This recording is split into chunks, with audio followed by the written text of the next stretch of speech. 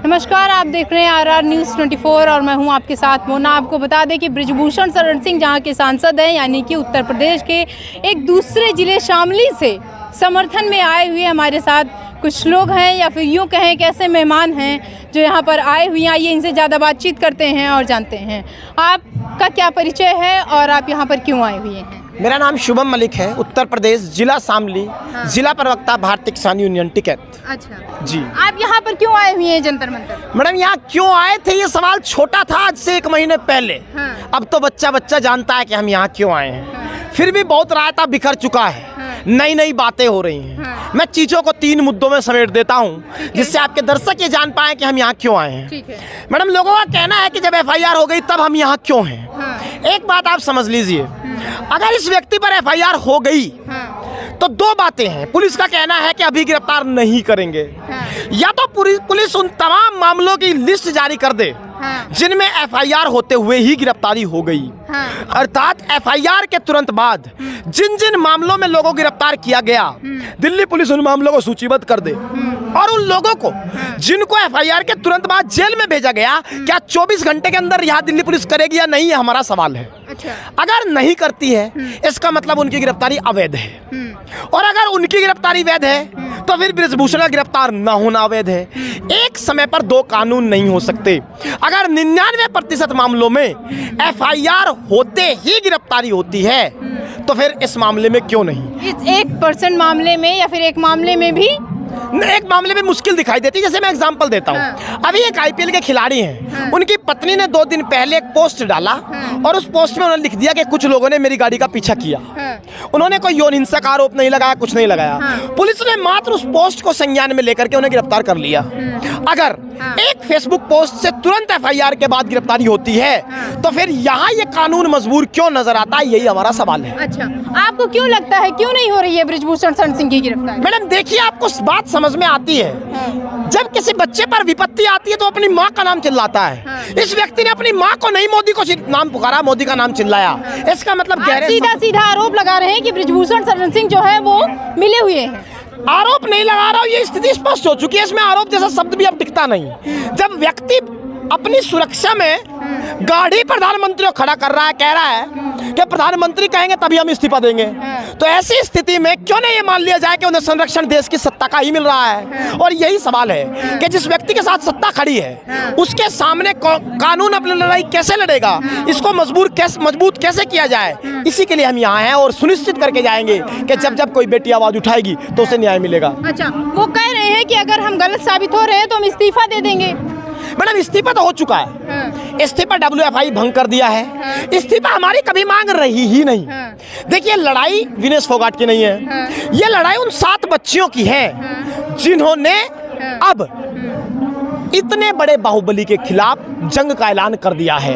अगर ये आदमी जो ऑन कैमरा कहता है कि मैंने एक आदमी को गोली मार दी, वो मर गया, इसका मतलब ये बाहुबली तो है। वो सच कह रहे हैं ना, वो तो कह रहे हैं कि हमने एक गलती की, उसको हम सच कह दे रहे हैं। अरे सच तो है ना, वो मान रहे हैं, मतलब उन्होंने ऐसा किया। तो वो लोगों के लेके वो हो सकता है, या फिर वो कह रहे हैं कि जो वहाँ की जनता है उस पर कोई समस्या आई थी। भाई, गोंडा की जनता पर कोई समस्या आई, वो गए उनके समर्थन पर, उन्होंने उनको मार दिया। ये आदमी अपने आप को संत भी कह रहा है, मैं गृहस्थी का संत हूँ। कल इन बच्चियों के साथ कोई दुर्घटना करके कह देगा कि लोगों की, जनता के तथाकथित संत पर आपत्ति थी इसलिए ऐसा किया। इस देश में कानून का राज चलता है। क्या ये आदमी जज था? क्या ये सुप्रीम कोर्ट था कि किसी को मारने का फैसला इसने ले लिया? यह आदमी, इसका मतलब कानून से ऊपर होने का दावा कर रहा है।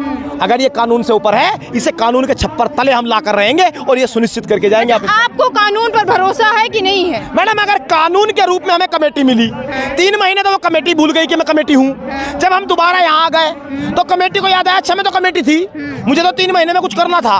तो सर कमेटी ने दोबारा कहा कि मैं कमेटी हूँ लेकिन बृजभूषण सिंह मेरा बाप है। जब कोई जज बृजभूषण शरण सिंह को ऐसे शब्द कह रहे हैं, शब्द नहीं कह रहा मैडम, ये कमेटी ने कहा है। ये आपका कहना है या फिर किसी कमेटी का कहना है? बृजभूषण शरण सिंह को आप ऐसे कह रहे हैं, ठीक है, जनता ने उनको चुना है, वो वहाँ के मसीहा है, गरीबों के लिए खड़े रहते हैं। तो मैडम एक काम करिए, आप इस देश की संसद से कानून बना दीजिए कि जनता जिसको, ये हम नहीं कह रहे हैं, ये हम नहीं कह रहे हैं, मैं आपको नहीं कह रहा हूँ, उन तमाम लोगों कह रहा हूँ जो ये आरोप लगाते हैं। तो इस देश की संसद एक कानून बना दे कि जिसको एक बार जनता चुन लेगी उस व्यक्ति को कभी भी कानून उसके खिलाफ कार्रवाई नहीं एक बार नहीं सुनी है। सुनिए, हाँ। जनता ने तो अतीक अहमद को भी चुना था, चुना था कि नहीं बताइए। फिर आप दो मतलब जनता जो इस तरह के आरोप लगा रही है वो दो तरह की बातें क्यों कर रही है? अतीक अहमद को क्योंकि जनता ने चुना तो वो क्या हो रहा, आरोपी नहीं बना? क्या बाहुबली नहीं बना? क्या उसके खिलाफ कार्रवाई नहीं हुई?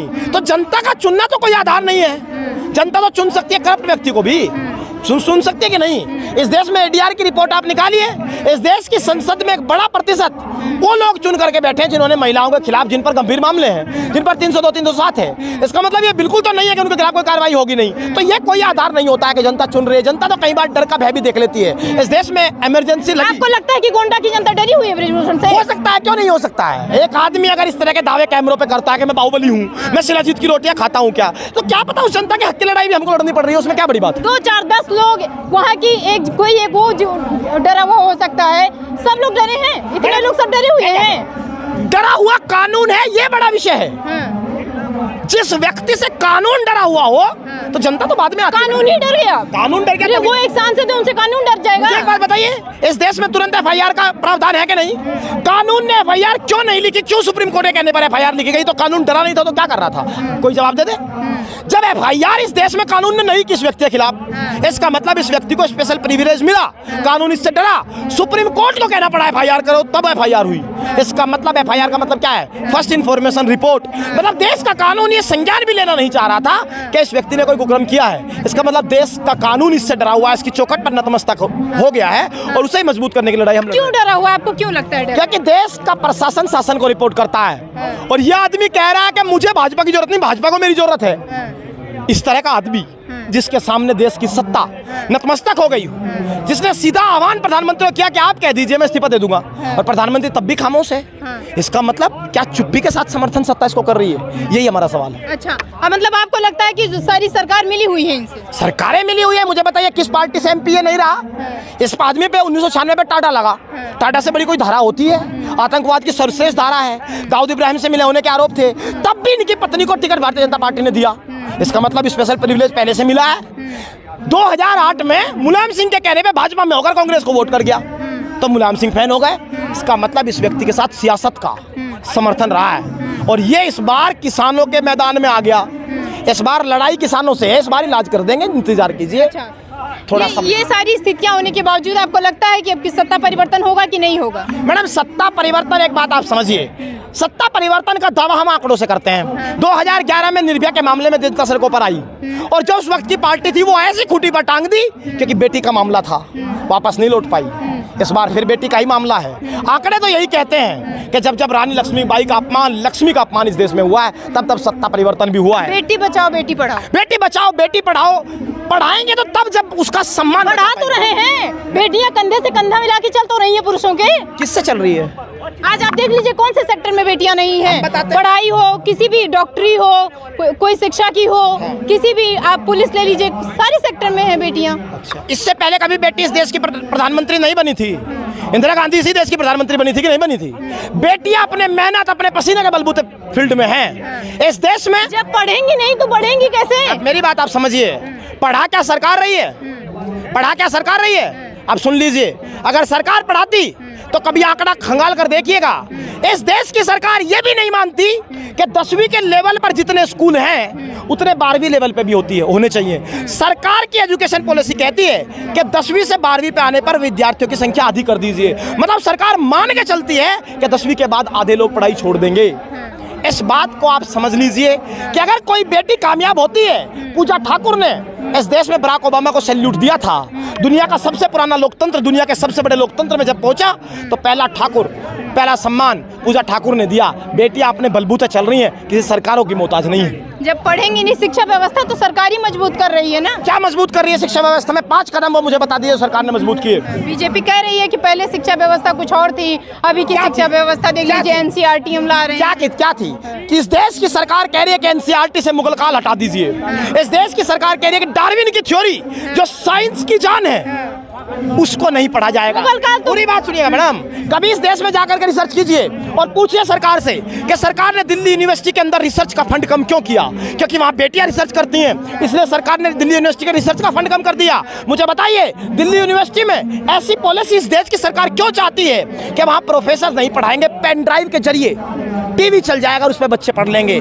इस तरह की कमजोर नीति जिस देश की सरकार की, वो बेटियों से पढ़ने की उम्मीद आप करेंगे? जो रिसर्च का फंड घटा सकती हो, जो देश में प्रोफेसर को हटा सकती हो, उससे क्या उम्मीद आप करेंगे? और कैसा दावा, कैसा नारा? ठीक है, बीजेपी कह रही है कि ये जो पेन ड्राइव का सिस्टम है ये हम टेक्निकल बनाने की कोशिश कर रहे हैं। मतलब टेक्निकल तो मैडम बनाएंगे, डाउट कौन बताएगा उन बच्चियों के? तकनीक क्या डाउट भी बता देगी? डाउट तो बच्ची प्रोफेसर से ही पूछेगी।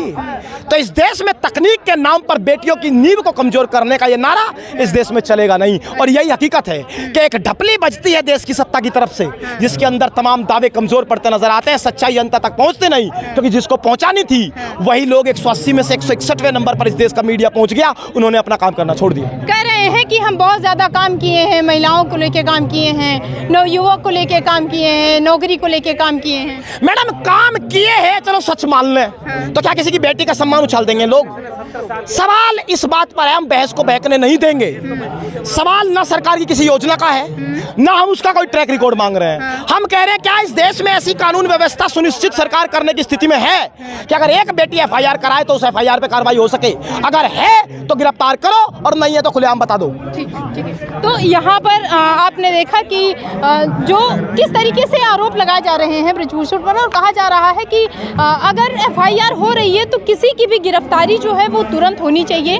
साथ में ये भी सुना कि सत्ता परिवर्तन की क्या बात हो रही है जंतर मंतर से ममोना पार्टी।